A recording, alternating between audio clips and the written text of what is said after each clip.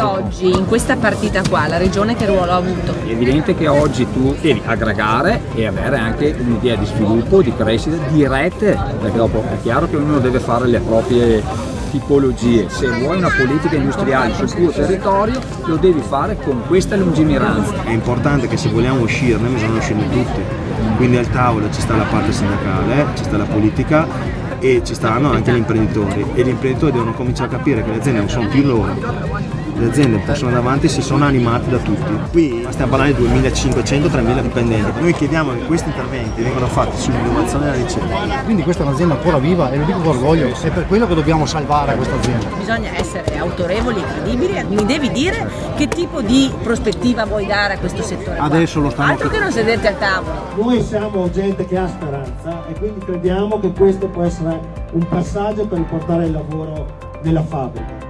Noi non siamo secondi a nessuno, le vinciamo tutte le sfide, purché le istituzioni regionali e statali capiscano che l'investimento in tecnologia, sviluppo e ricerca è essenziale per rendere le nostre aziende forti nei mercati internazionali.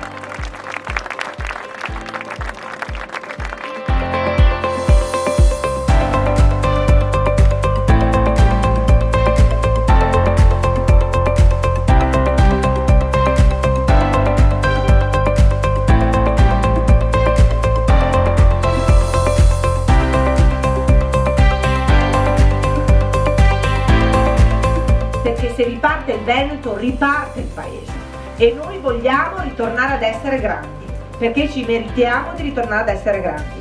Il cambiamento non lo fa una persona sola, diciamolo così. Il cambiamento lo faranno i veneti, lo faremo tutti insieme e l'appello è, guardate, che questa è un'occasione storica, quindi avanti, coraggio, determinazione e vedrete che il 1° giugno festeggeremo tutti insieme.